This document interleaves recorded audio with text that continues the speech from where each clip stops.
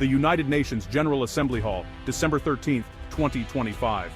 Tension filled the air, but it was the usual kind. Routine, predictable. World leaders shuffled papers, bracing for another day of speeches about carbon emissions and trade deficits. The agenda was packed, the mood rehearsed. The Grand Hall, with its green marble and golden emblem, felt more like a stage than a place of hope.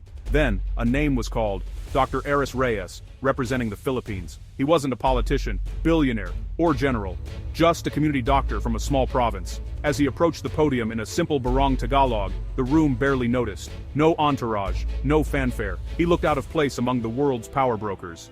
The cameras zoomed in, but commentators had little to say. His bio was short, his political footprint non-existent.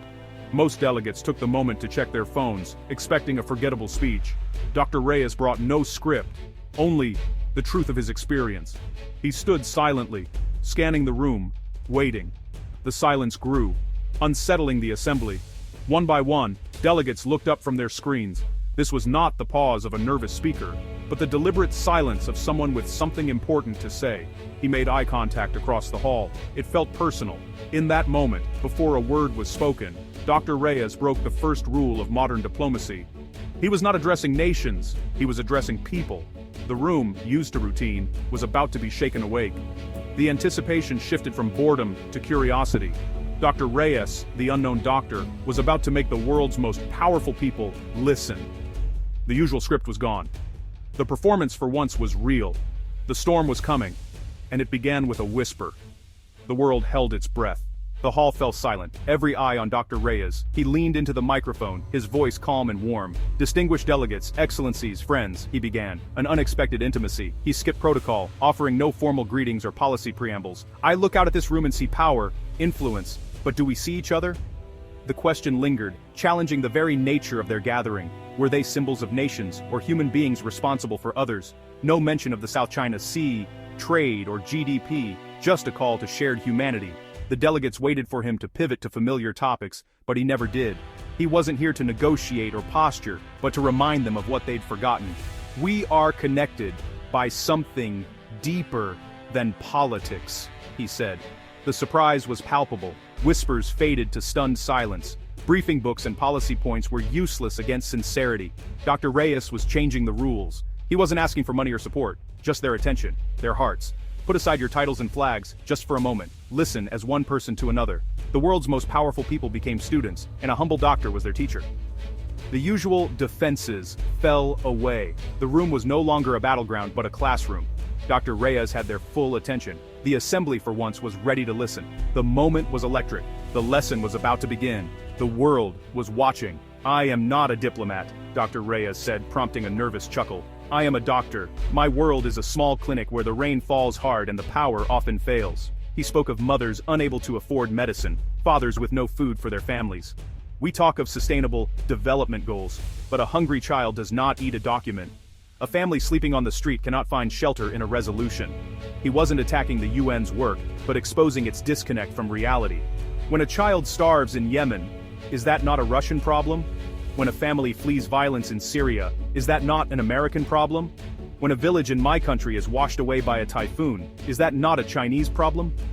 We have drawn lines on maps, but hunger knows no borders. Despair does not carry a passport. He dismantled the idea of us versus them. There is only us. His message was simple, fundamental, and revolutionary. He wasn't trying to win a debate, he was trying to heal a wound.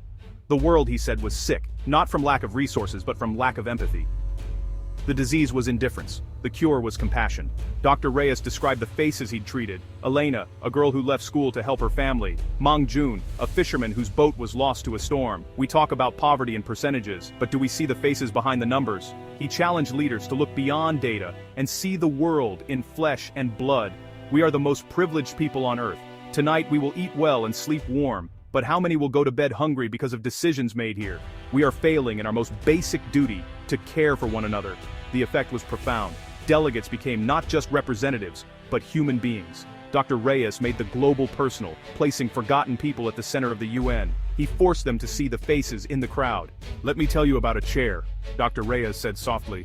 In his village school, an empty chair belonged to Marco, a boy displaced by a flood. When we talk about climate refugees, we are talking about Marco, about an empty chair in a classroom. The story made the abstract painfully real. The empty chair became a symbol of lost potential and broken dreams. Last week, a mother brought her baby to my clinic after walking 2 days. She had to choose between food and a bus ticket. By the time she arrived, it was too late. We talk about global health, but what about the mother who must choose between food and help? Dr. Reyes exposed the fatal gaps in grand plans. The best designed systems are useless if they ignore human desperation. He held up a mirror to the assembly. The reflection was not flattering. The world's leaders saw the consequences of their detachment. The cost was measured in empty chairs and lost lives. As Dr. Reyes spoke, the usual rhythm of the General Assembly vanished. No side conversations, no checking watches. Translators' voices cracked with emotion. Security guards were visibly moved. For a moment, the UN was not a political body, but a congregation of souls. Dr. Reyes had found common ground, shared humanity. I do not come here to condemn, I come to plead. Remember why you are here, not to represent governments, but people, all people. The hungry, the homeless, the sick, the forgotten, they have sent you here with their hopes. Do not let them down. His words were both comfort and challenge. The silence after his speech was deeper than before. No one moved, no one spoke. Then, one delegate stood, then another. Soon the entire assembly was on its feet. The ovation thundered through the hall, not polite applause, but a roar of awakening. The world for a moment stood still. The message was clear. Something had changed. The assembly was transformed. The lesson had landed. The world was listening. The silence spoke volumes. The standing ovation was just the beginning. Dr. Reyes waited for quiet, then delivered his final challenge. Thank you, but your applause means nothing if not followed by action. Let us measure success by the reduction of suffering, not economic growth. Strength by our capacity to care, not armies. Let us write resolutions with our hearts. Let us build a world where no child's chair is ever empty again. This is our challenge, our duty, our chance to prove this institution is more than a building. It is humanity's last best hope. He called for unity, not of alliances, but of shared responsibility. Climate change, poverty, disease, these are global challenges. Solutions require seeing the world through each other's eyes. Let us stop fighting over the pieces of the pie and work together to make it bigger for everyone. He ended with a plea from his homeland. In the Philippines, we call it Bayanihan, the spirit of communal unity. Today, humanity's house is on fire. Let us all come together and lift it to safety. Let us practice Bayanihan on a global scale. He bowed his head. Maraming salamat po. Thank you very much. Dr. Reyes walked away, leaving a transformed world in his wake. The challenge was clear. The world would never be the same. The Bayanihan speech dominated headlines, translated and shared worldwide. Dr. Reyes became an unlikely global hero, his sincerity inspiring millions. Within the UN, debates shifted, less confrontational, more collaborative.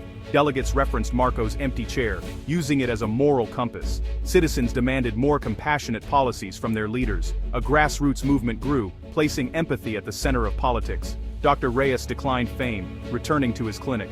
My work is here. The speech was just a reminder. The real work is done every day by people who choose to care.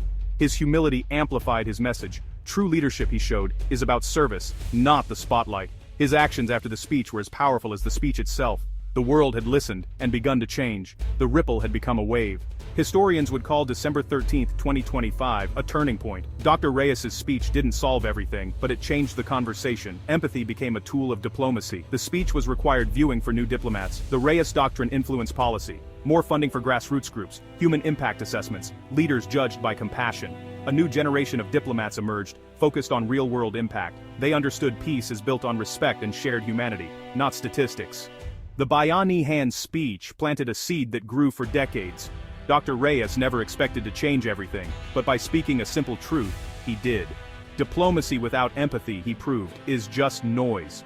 The world, at last, had learned to listen.